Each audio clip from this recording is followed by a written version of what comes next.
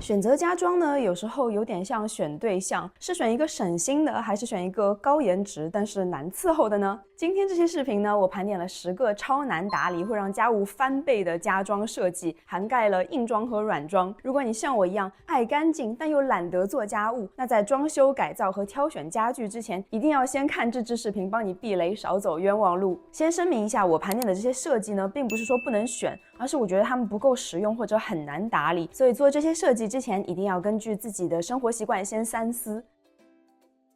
第一个我想劝退的就是黑色的五金配件，比如水龙头、花洒、淋浴间的门框。尤其如果你家没有装滤水系统，那么白色的水垢、皂垢和黑色配件一对比，就会黑白分明、无处遁形，完全破坏了黑色五金本来的高级感。作为一个懒人，我可做不到每次洗完手、刷完牙、洗完澡都顺手把这些配件擦一遍，所以有用到水的地方，还是建议选择银色、金色的配件，水垢、皂垢更加隐形，可以降低清洁的频率。我家里虽然没有黑色的五金件，但是我在定制厨房确认订单的时候，因为疏忽意外装了黑色花岗岩的水槽，没用多久里面就积累了好多白色水渍，怎么都洗不掉，每天用的时候都让我悔恨不已。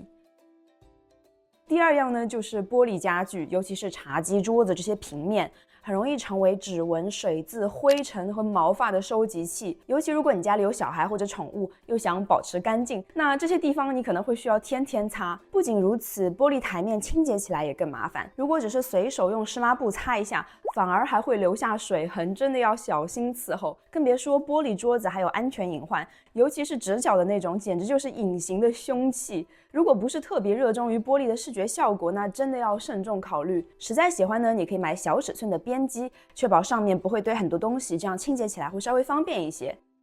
大理石的台面，尤其但不仅限于厨房。大理石可能是很多人向往的装修元素，天然的纹理又美又高级，还能瞬间提升整个空间的质感。但它的缺点就是需要小心呵护和保养。大理石是一种多孔的材料，所以很容易染色。咖啡、红酒、酱料、锈迹沾上去，如果不是立刻马上清理，很可能就会留下永远的印记。而且大理石台面还需要定期做密封处理。如果下厨特别频繁，又想省心一点的话，那建议还是考虑石英石、花岗岩或者是不锈钢的台面，更好清洁。最近几年特别流行做开放式层架，很多人用来展示杯子、碗碟、艺术品、个人收藏什么的。但是开放层架的主要功能其实是装饰，而不是收纳。现实中，大多数人的生活用品都不适合摆出来做展示。我看不少网友家里做了开放式橱柜，结果实际用下来，上面堆的都是杂物，看上去不仅不美观，反而显得更凌乱。而且开放的平面落灰的速度也是肉眼可见的快，想要保持清洁，就要频繁的掸灰擦拭。我家里也有2个之前公寓里搬过来的柜子是带开放格的，超级不适合收纳，我真的等不及要把它们处理掉。如果你不确定能把开放层架布置得很整齐，甚至是摆出格调，那真的要慎重考虑。我的建议呢是做设计的时候可以遵循80%封闭、20%开放的原则，先确保有足够的封闭式收纳空间，再适量的做一些开放层架，这样既不会让空间显得沉闷单调，又能避免把杂物展示出来，保持视觉整洁，还能减少清洁的频率。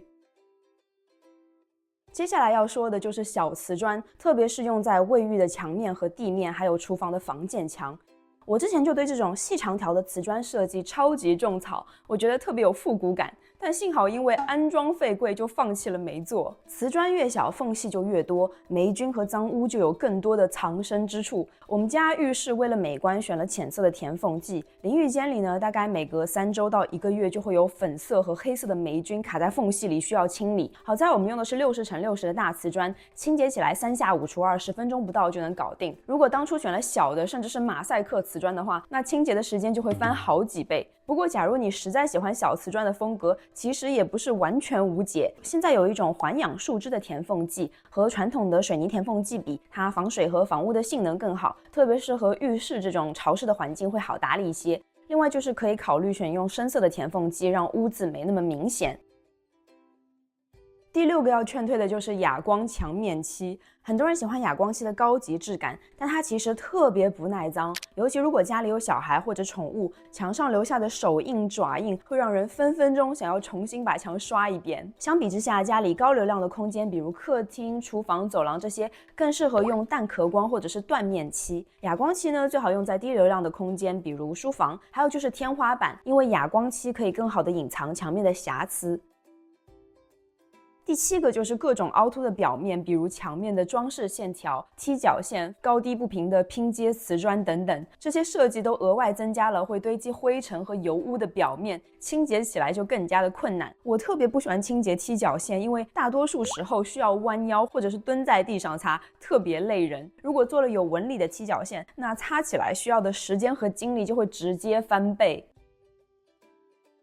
第8个设计就是落地马桶。我呢很讨厌擦马桶，因为要把脸和马桶座凑得很近，还可能会看到我不想看到的污渍。大家知道我在说什么吧？所以清洁马桶对我这种有洁癖的懒人来说，讲究的就是速战速决。不频繁清洁的话，落地马桶的底座和地板接缝的地方还很容易发黄。清洁马桶壁的时候呢，要弯腰蹲着擦，有的马桶甚至还有带弧度的设计，擦起来就更费时费力。我们现在在新家装的是壁挂式的马桶，清洁起来就真的省事太多了。扫拖一体的机器人也可以轻松进出，懒人友好指数5颗星，而且还很简约显高级，对我来说真的是美观和实用兼备。第9个要避坑的就是矮脚的家具，比如沙发、柜子这些。如果离地高度刚好卡在扫地机器人或者是吸尘器进不去的地方，那打扫起来就会很痛苦。所以要么选择直接落地的款式，要么选择高脚的设计，不然每次打扫都要搬动家具，或者就只能放任它们成为清洁的盲区。最后想说的是长毛地毯，也是我自己亲身踩过的坑。这是我在摩洛哥旅游的时候买的手工羊毛地毯，专程快递回的法国。我当时想着把它放在卧室这种低流量的区域，应该就会很好打理。殊不知，特别是这种动物毛的长毛地毯，虽然看上去很有质感，但是每次用扫地机器人只能刷下一大坨羊毛的浮毛。灰尘、头发、猫毛还是牢牢地卡在缝隙里，纹丝不动。我用手动吸尘器清洁起来都很费劲，真的让我非常的崩溃。以上就是我今天整理的内容啦，希望能给你们一些帮助和启发。如果你也踩过类似的坑，欢迎在评论区里留言分享。接下去呢，你还可以看看我其他关于家居整理和装饰的视频，也欢迎帮我点赞、订阅、分享，都会对我很有帮助。那谢谢你的收看，我们下期视频见，拜拜。